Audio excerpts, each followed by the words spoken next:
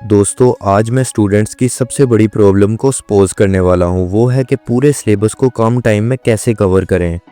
हम जब भी पढ़ने बैठते हैं ना, तब इतनी सारी बुक्स को देखकर स्ट्रेस में आ जाते हैं कि मैं इतना सारा सिलेबस कंप्लीट कैसे करूँगा। तो इस प्रॉब्लम के लिए मैं लाया हूँ सबसे इजी और सबसे इफ़ेक्टिव वेज, जिससे आपकी ये टेंशन दूर हो जाएगी और आप कम टाइम के अंदर अपना सारा सिलेबस कंप्लीट कर पाएंगे। मेरा नाम है उस्मान अंसारी और आज मैं आपको बताऊंगा how to cover full syllabus in less time. So let's begin. दोस्तों सबसे पहले मैं आपसे एक सवाल पूछना चाहता हूँ। अगर आप बाहर कहीं ट्रैवलिंग के लिए जाने वाले हैं और आपको अपना बैग पैक करना है और आपको सिर्फ एक ही बैग कैरी करने की परमिशन है, तो आप उसमें क्या क्या पैक करेंगे? आप उस बैग में वही चीज़ें सबसे पहले रखेंगे जिनकी आपको सबसे ज़्यादा ज़रूरत पड़ेगी ट्रैवलिंग के टाइम में, और इन सब चीज़ों को छोड़ दोगे जिनकी आपको ट्रैवलिंग के टाइम में ज़रूरत नहीं होगी। यही थ्योरी आपको अपने सिलेबस को कंप्लीट करने में लगानी है। अगले चंद मिनटों में मैं जो आपको बताने वाला हूँ वो जानकर आप मुझे कमेंट बॉक्स में थैंक यू तो ज़रूर बोलेंगे। दोस्तों tip number 1, don't read everything.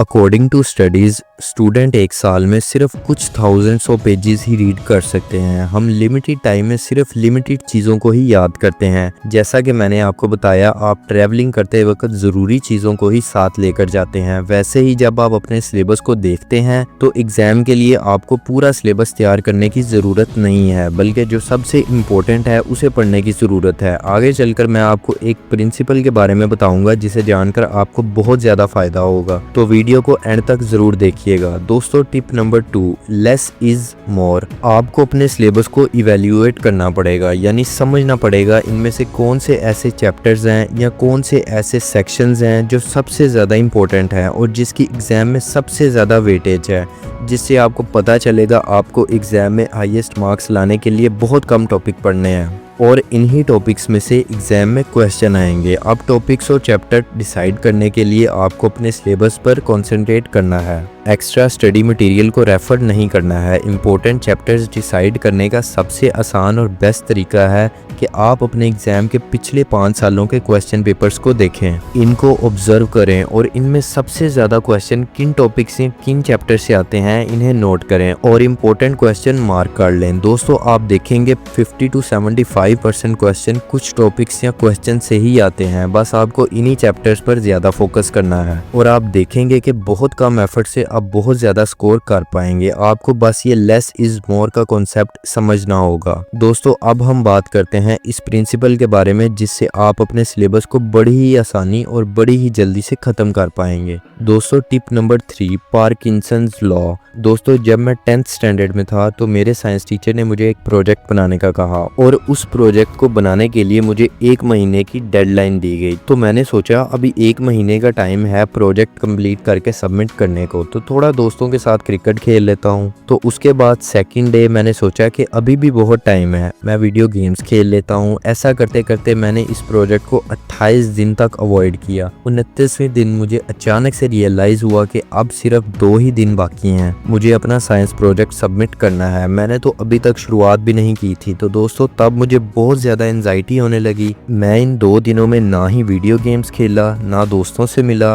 और ना ही मोबाइल पे टाइम पास किया। इन 2 दिनों में मैंने पूरा प्रोजेक्ट कंप्लीट किया और मैंने इस प्रोजेक्ट को सबमिट भी किया और मुझे बहुत अच्छे मार्क्स भी मिले। इससे हमें क्या समझ आता है दोस्तों कि अगर किसी चीज़ की डेडलाइन बहुत लंबी हो तो हम उस काम को प्रोक्रेस्टिनेट करते रहते हैं और एंड मोमेंट पे उस काम को पूरा करते हैं। आपने भी इसे एक्सपीरियंस किया होगा। इसे पार्किंसंस लॉ के नाम से जाना जाता है। आप जितना एक काम की डेडलाइन को शॉर्ट रखोगे उतनी ही जल्दी आप उस काम को ख़त्म भी कर पाओगे। दोस्तों आपको भी उसी प्रिंसिपल को फॉलो करने की ज़रूरत है। अपने सिलेबस को लेस टाइम में कंप्लीट करने के लिए अब आप अपने सिलेबस को कवर करके कंप्लीट करने की डेडलाइन को शॉर्ट रखिए। आपको लगता है कि एक सब्जेक्ट को ख़त्म करने में 10 दिन लगते हैं, तो आप उसकी डेडलाइन 5 दिन की रखिए और इस डेडलाइन को लेकर स्ट्रिक्ट रहिए। याद रखें दोस्तों, आप कोई भी अनरियलिस्टिक डेडलाइन ना रखें। जैसे कि आपको 10 दिन लगते हैं एक सब्जेक्ट कंप्लीट करने में, तो आप उस सब्जेक्ट को 2 दिन में करने की डेडलाइन ना बनाएं, क्योंकि ये अनरियलिस्टिक है। और अगर आप उस सब्जेक्ट को, उस चैप्टर को 2 दिन में ना कर पाए तो आपका मोराल डाउन हो जाएगा और आपको पढ़ने का ज़रा मूड नहीं करेगा। इसीलिए always set shorter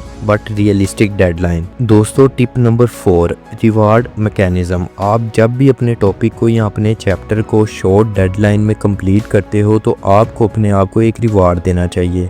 this is known as reward mechanism. जब भी आप शॉर्ट डेडलाइन पे अपने टास्क कंप्लीट कर लें तो खुद को रिवार्ड करें, जैसे कि कोई सॉन्ग सुनना, कोई मूवी देखना, केक खाना, what ever you do. Reward system से एक रीज़न जुड़ जाएगा आपके उस चैप्टर या टास्क को कंप्लीट करने का, क्योंकि आफ्टर कंप्लीशन आप अपने आप को रिवार्ड करने वाले हैं। इस तरह से आप बड़े ही इंटरेस्ट के साथ पढ़ पाएंगे और पढ़ाई को कंप्लीट करके खुद को रिवार्ड भी कर पाएंगे। इससे आपको बहुत मज़ा आएगा पढ़ाई करने में। दोस्तों, tip number 5, develop a pattern for yourself. एक स्टडी पैटर्न बनाइए जिससे आपका पूरा सिलेबस बहुत कम टाइम में और कंसाइज वे से कंप्लीट कर सकें। स्टडी पैटर्न में आपको मैक्सिमम 2 आवर्स कंटिन्यूसली स्टडी करनी है और भी 20 मिनट का एक ब्रेक लेना है। इसी तरह 20 मिनट्स के ब्रेक में आप अपने माइंड को रिलैक्स करें, जैसा कि कोई सॉन्ग सुनकर, एक क्विक नैप लेकर या फिर मेडिटेशन करके। याद रखें, कंटिन्यूस स्टडी करने से आप अपनी हेल्थ खराब कर सकते हैं, इसलिए बताए गए स्टडी पैटर्न को ही फॉलो करें। इससे आपके एनर्जी लेवल्स भी हाई रहेंगे और आप ज़्यादा पढ़ाई कम टाइम में पूरे फोकस के साथ कर पाएंगे। So friends, this is my final words. दोस्तों, उम्मीद है आपको आज का ये स्पेशल वीडियो पसंद आया होगा। मैंने इस वीडियो को बनाने में काफ़ी मेहनत की है ताकि आप लोगों को बहुत ही इफेक्टिव वेज बता सकूं अपने सिलेबस को कंप्लीट करने के लिए, वो भी कम टाइम में। अगर आपने इस वीडियो को यहाँ तक देखा है तो मैं पूरे यकीन से कह सकता हूँ कि आप बाकी बच्चों से बहुत अच्छा परफॉर्म करोगे। आज की वीडियो में बस इतना ही।